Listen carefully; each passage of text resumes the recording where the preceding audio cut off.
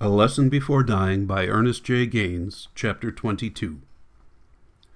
When I came into the office, Paul looked me straight in the face. He knew it was unnecessary to search me and the food, but he knew he had to do it. He also knew that he should not even think about not doing it. It was as much his duty as wearing the uniform and carrying the cell keys. But you could see in his eyes that he was wondering why. Even when he was searching me and not looking in my face, I could tell by the light touches on my pockets that he didn't want to do it. And with the food it was the same. The chief deputy sat behind the desk watching everything. To him this was how things were supposed to be, and how they would be. Paul and I left the office and walked down the narrow, dark corridor. "Where would you like to meet him?" he asked. "In his cell, I don't mind." "You want me close by?" "No, I don't think so." "It can be different now," Paul said. "I'll be okay," I said. "How is he?" "He's taking it pretty good." "Any changes?" "I haven't noticed any." We came up to the steel door to the cell block. "You sure you want to be alone?" Paul asked again. "You're the first visitor since that news." "I'm sure I'll be all right, if you say so." He opened the steel door. For the first time, the prisoners did not call to me or stick their hand through the bars as I passed by. Some spoke quietly, others only nodded, but all were watching. Paul and I continued down the block to the last cell. Jefferson was lying on his back, staring up at the ceiling. Paul looked at me again. I nodded to him to indicate that I was not afraid, and that I wanted to be alone with Jefferson. The deputy opened the cell door and let me in. Then he locked it and left. "How are you, Jefferson?" "I'm all right." "I brought you some food," I said. His body took up the bunk, so I set the bag of food on the floor near his head. I went to the wall and stood under the window. "You need anything, Jefferson?" He shook his head. "You want to talk about anything?" He shook his head again. Then he just lay there staring up at the ceiling while I stood watching him. "What day is it?" he asked, without looking at me. "It's Friday, Jefferson," I said. "Friday," he said to himself. "Friday."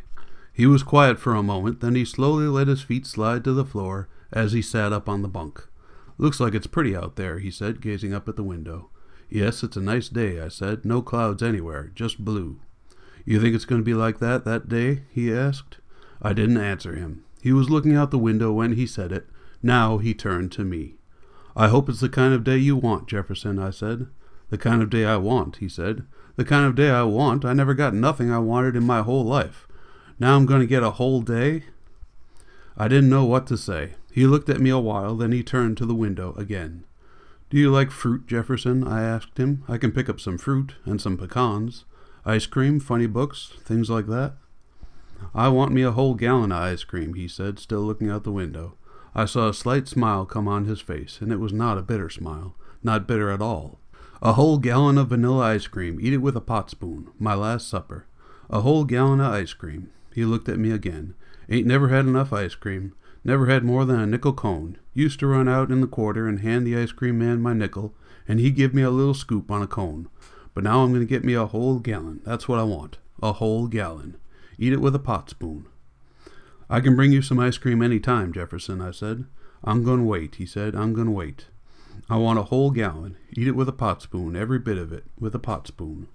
He smiled. He smiled now because he had something pleasant to look forward to, though it would be on his last day.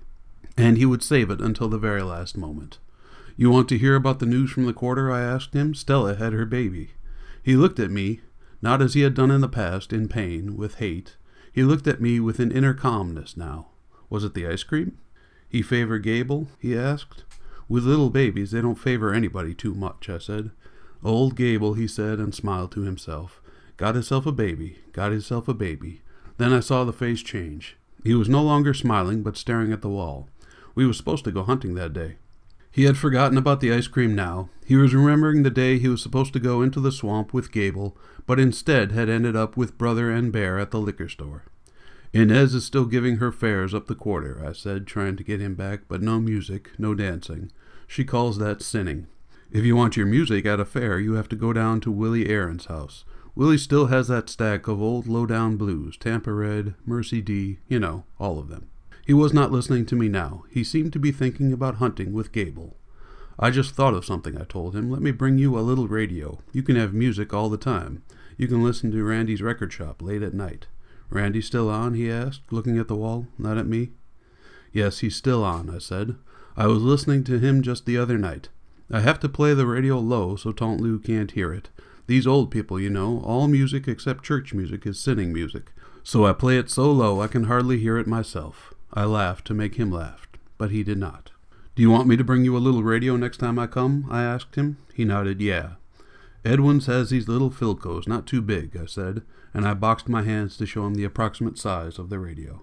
Would you like one of those? He nodded. I wish I had the money on me, I said. I'd go and get it right now. Don't bother, he said. He said it as though he didn't believe I really wanted to get it for him. I'll get it tomorrow, I said. I'll have them bring it to you so you'll have music over the weekend. He didn't have anything more to say. He sat there not looking out the window now, but looking down at the floor, as if he had forgotten about the radio, about the ice cream, about Gable, about everything. I wanted to leave then to go home for the money to buy the radio, but I was afraid that the sheriff and his deputies might misinterpret my reason for leaving so early.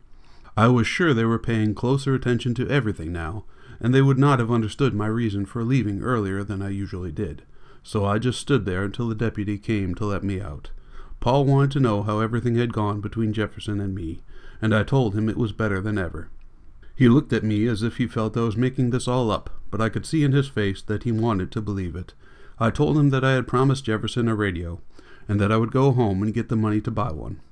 I would get it from Edwin's department store and then leave it here for one of them to take to Jefferson, so that he would have music over the weekend. Paul thought it was a good idea, and he promised to give the radio to Jefferson himself. I didn't go home. I thought I would borrow the money from Vivian, and I went back of town to the Rainbow Club to wait until she got out of class. The bar was in semi-darkness as usual, with the usual 2 to 3 old men talking more than drinking, and Claiborne behind the bar talking with them. I ordered a beer and told Claiborne about the radio. He didn't charge me for the beer, and he went back down the bar and spoke to the old men. Then he came back with a couple of dollar bills and some change. He took $5 out of an old leather wallet that had once been light brown, but had turned almost black, over the many years that it had gone in and out of Claiborne's back pocket. Thanks, I said. I'll get it back to you sometime this weekend. The muscle in his left jaw moved a little to show that he had smiled. Then he jerked his head toward the wall, a sign that I should go around to the other side, and see what I could get in there. So after finishing the beer, I went through the side door into the cafe. It was much more brightly lit than the bar, warmer, and you could smell the food from the kitchen. A man and a woman ate at one of the tables. Another man sat eating alone at the counter, and Thelma was behind the counter near the cash register. Well, look what the cat dragged in, she said. I had been at the Rainbow quite a few times lately, but I had not eaten in the cafe. I told Thelma about the radio, and I told her that Claiborne had donated something. She listened patiently, and I could see her face changing from patience to sadness to anger. Her mouth tightened as she looked around the room at her 3 customers, then back at me again. The anger had left. You hungry? She asked. It was stern, but loving, too. No, I ate before I came, I told her. She didn't believe me. I got some smothered steaks there, she said. Shrimps, chicken. I'm not hungry. You want to get that radio now? I would like to get it this afternoon. How much they cost? About $20. Eat something. I'll make up the rest, she said. She went back into the kitchen and dished up some rice and beefsteak and sweet peas, and she added a little lettuce and tomato salad and a couple of slices of light bread. How much more do you need? She asked, after she had set the food down before me. About $10, I said, but listen, Thelma, I can borrow some of that money from Vivian. Vivian got them children, she said. I can let you have it. I'll bring it back tomorrow. I ain't in no hurry. I ate the food hungrily because I had not had dinner, and I sopped up the gravy with the light bread. Thelma watched me all the time. When I was finished, she put a wrinkled $10 bill on the counter by my plate. Here. It was the kind of here your mother or your big sister or your great-aunt or your grandmother would have said. It was the kind of here that let you know this was hard-earned money, but also that you needed it more than she did. And the kind of here that said she wished you had it and didn't have to borrow it from her, but since you did not have it and she did, then here it was, with a kind of love. It was the kind of here that asked the question, when will all this end? When will a man not have to struggle to have money to get what he needs here? When will a man be able to live without having to kill another man here? I took the money without looking at her. I didn't say thanks. I knew she didn't want to hear it. I went out to my car and drove back uptown. Edwin's was not the best store in town, but it was the place where most people bought what they needed. Those with money went either to Morgan's department store or to Baton Rouge and New Orleans. As you came into the store, you saw clothes for women on the left and clothes for men on the right, all set out neatly. There were no other customers, and just one saleswoman, who did not show much interest in me. I went to the back of the store, passing the furniture department with its chairs, couches, beds, chiffon-robes, dressers, then the refrigerators and ice boxes, gas and wood-burning stoves, washing machines. Then there was the garden and yard equipment, hoes, rakes, shovels, axe handles, mowing machines, yo-yo blades, cane knives. And at the very end of the store were the radios and kitchen appliances on shelves against the wall. I saw the little radio that I had in mind, and I took it down from the shelf to look at more closely and feel its weight. Then I set it back on the shelf and turned on the knob, and after warming up for a few seconds it started playing. I moved the lighted dial to get another station. I could find only 3, 2 in Baton Rouge and 1 in New Orleans, but that was normal for this time of day. At night you were able to tune in others. You could get one as far west as Del Rio, Texas, and another as far east as Nashville. I was still listening to one of the Baton Rouge stations when the saleswoman came up behind me. "You gonna buy that?" I looked around at the short, stout, powder-faced white woman. "Yes, ma'am." Her face changed, but only a little. "How much is it?" I asked. $20 plus tax." "Do you have one in a box?" "That one's brand new," she said. Her face was getting hard again. "It's a present," I said. "I would like one in a box." "I can put this one in a box," she said. "No, ma'am, I want a brand new one," I said, "if you have one." "You can have this one for $1 less," she said. "I prefer a brand new one, please, ma'am," I said. She snapped the radio off and turned away. She was gone about 15 minutes. I knew it couldn't possibly take her that long to find another radio, but because I had refused to take the used one, and because she felt quite sure there was no place in Bayonne where I could find another one, she knew I had little choice but to wait until she got back. "Brand new one," she said behind me. "Seal ain't even broke." "Does it have batteries?" I asked her. "It's ready to play," she said. "You want it?" "Yes, ma'am," I said. She started up the aisle toward the cash register, but just about then another white woman came into the store. The clerk set the radio beside the cash register and went to see what the white woman wanted. The other woman was not buying anything. She only wanted to talk, so they stood there about 10 minutes before the clerk came back to wait on me. After ringing up the bill, she asked me if I needed a bag, but she asked it in a way that I knew she didn't want to give me one. "No thanks," I told her, and after paying, I tucked the little radio under my arm and left. The courthouse was to the right and across the street from the store. I walked between the parked cars and past the statue of the Confederate soldier and the state, national, and Confederate flags.